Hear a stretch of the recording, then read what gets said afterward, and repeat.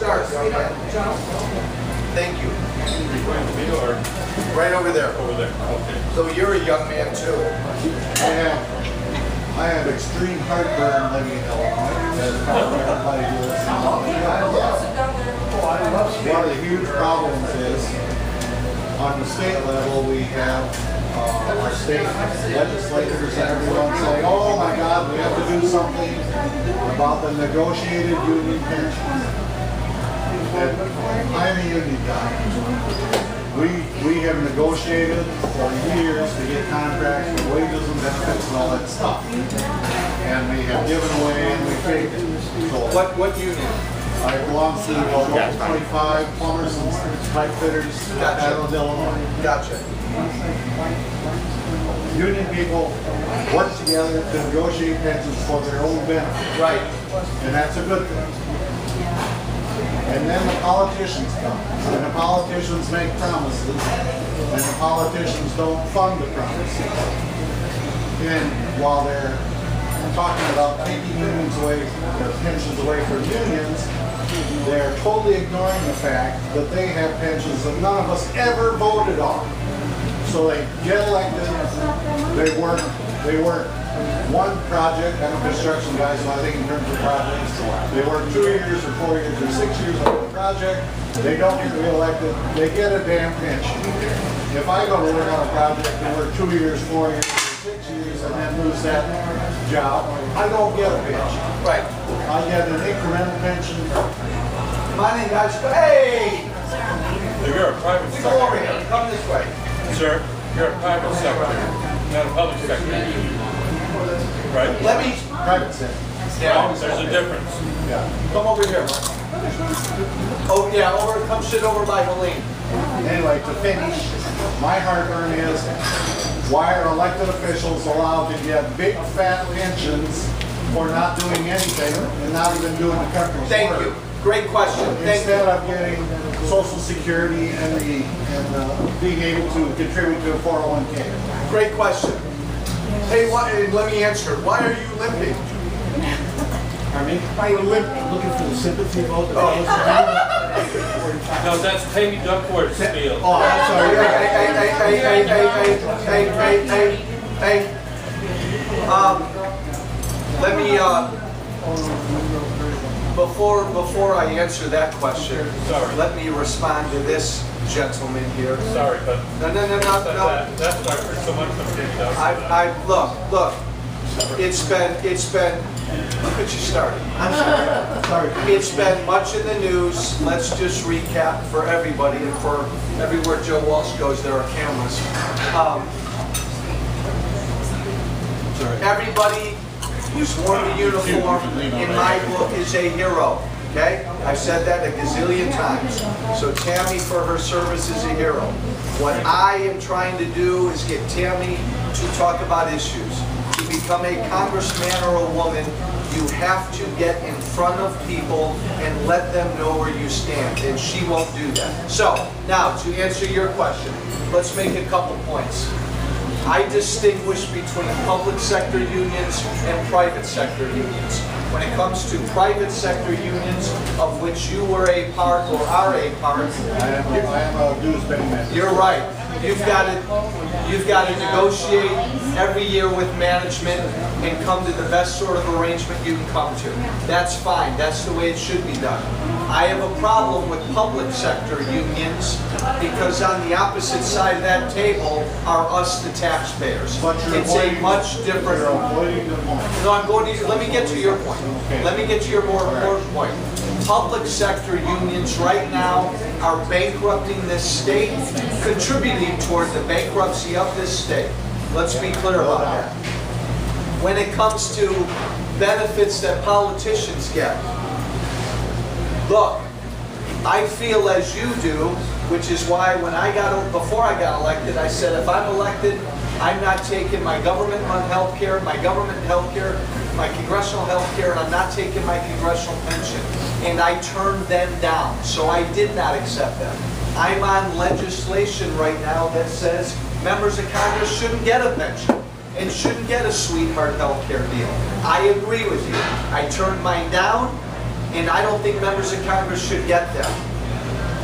It's going to take a while for us to get there because not every member of Congress agrees with me. So we've got to elect people who won't be there forever and won't take advantage of this stuff, the nice cushy pension and health care that they've got. I agree with you 100%. But it's going to take electing people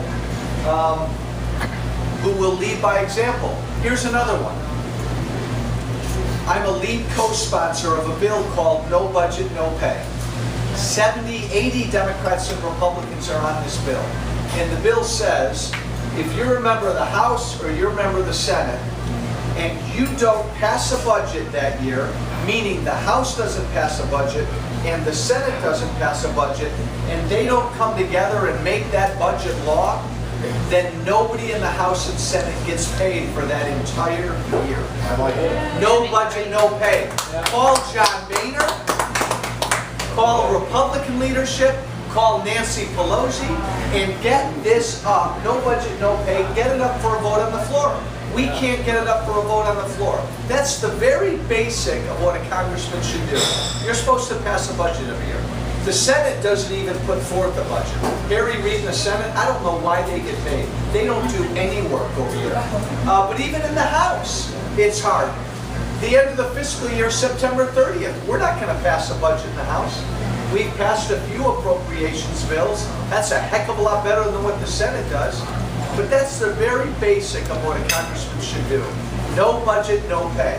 Hey, the problem that you're talking about is this. Members of Congress treat themselves like special human beings, don't they? Absolutely. They pass laws that impact us and they don't impact them. They've been doing this for years. We've let them get away with it. I think the American people have woken up, and we're going to start electing people who don't want to be career politicians. Look, there are 87 Republican freshmen in Washington. 87 Republican freshmen. The best thing about this class is most of these men and women have never run for office before.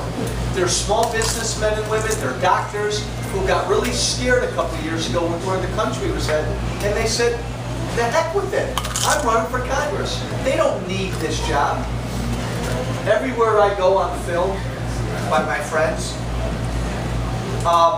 and so they dissect every word I say. And when I say something like the following, I could give a darn about my re-election. I didn't go there to worry about my re-election. Too many politicians, that's all they care about is getting re-elected, getting re-elected.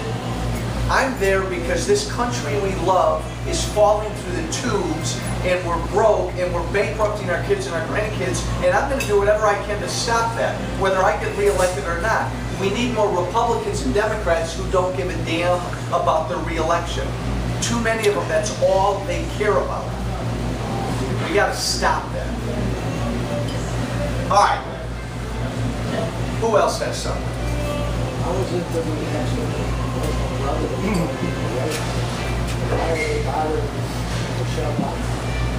How is it that we have so many in the Muslim Brotherhood influencing the White House? Look, well, I think the more important question is,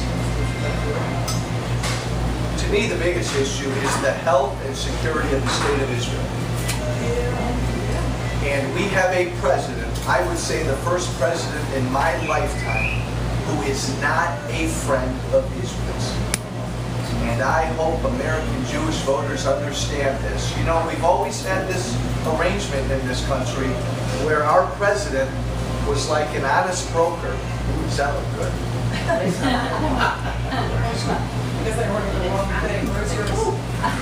I've got it, Blake. Our president has always been an honest broker between two sides, the Palestinians and the Israelis. And it's like we've refereed a match between the two sides.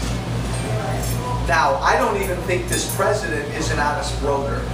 Everything he has done and said since he's got elected has been against Israel's interest. In my mind, he is clearly on the side of the Palestinians. And the way he's almost embraced and opened up, invited the Muslim Brotherhood to the White House is a real danger, I think, to the security of Israel's.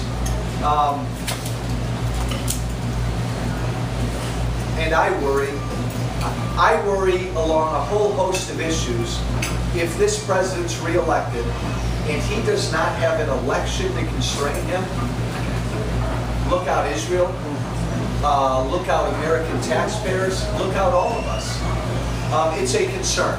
I don't think he's standing with Israel. I think if he hasn't already thrown Israel under the bus, if he wins again in November, he will. And I think he embraces these radical Muslim interests in the Middle East that go against American interest and Israeli interest. It's a real concern. And it needs to be looked at. I know, look, I just raising these topics, I know gets the cackles up of all of our liberals in the media. How dare Michelle Bachmann look into this? Look, there's an evil in the world. There is a radical strain of Islam that's trying to kill your kids and your grandkids. They're here in this country and they're abroad. To be blind to that is beyond negligent. So we need to look everywhere where there's a threat. Whether that makes people in the media happy or not, I can care less about the media. Because the media doesn't always have American best interest at heart. Last night, we went back at a table of experts on this wasn't issue. He touched It did not. It's a concern. It's a concern.